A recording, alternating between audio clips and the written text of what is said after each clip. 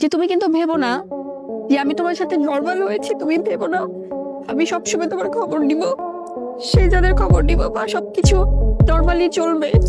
সবাই আসে আমাকে, আমি আসে নাকি সেটা আমাকে বলে দেয়। এবার তড়িঘড়ি করে আমেরিকা থেকে ফিরে এলেন বুবলি। হঠাৎ করে বাংলাদেশে কেন ফিরলেন বুবলি? তো ভিউয়ার্স, এই ভিডিওর মাধ্যমে জানাবো বিস্তারিত।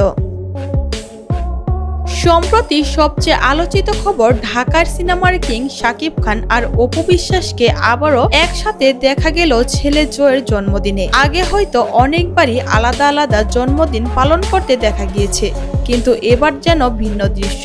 শাকিব খান নিজে উপস্থিত ছিলেন, সাথে ছিল তার পুরো পরিবার, আর মা অপু বিশ্বাস তো ছিলেনই।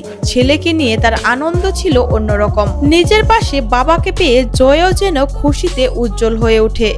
দুইজনের উপস্থিতিতে জন্মদিনটা ছিল জমজমাট আর আনন্দঘন, যেন দৃশ্যটা সবাইকে অবাক করেছে। আগের মতো নয়, আর শাকিব অপুকে একই ফ্রেমে দেখে ভক্তরাও আনন্দে ভেসেছে। অনেকেই বলছেন এই দিনটা ছিল শুধু জয়ের জন্য সবচেয়ে স্পেশাল, কিন্তু এই জন্মদিনের আয়োজনটা দেখে একটু অস্বস্তিতেই পড়েছেন বুবলি।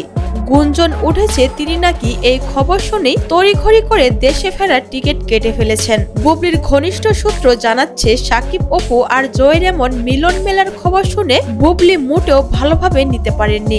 তাই তিনি দ্রুত দেশে ফিরে শাকিবের সাথে বিষয়টা নিয়ে কথা বলবেন। এদিকে ভক্তদের প্রশ্ন, এই সম্পর্কে টানাপোড়েনের মাঝে জয়কে ঘিরে আবারও এক হচ্ছেন শাকিব অপু, নাকি এটা ছিল শুধুই ছেলের জন্য একটি ছোট্ট আয়োজন? সবকিছুর বাইরে একটা জিনিস পরিষ্কার, জয়ের জন্মদিনে মা বাবা দুজনেরই উপস্থিতি তাকে করেছে অনেক বেশি আনন্দিত।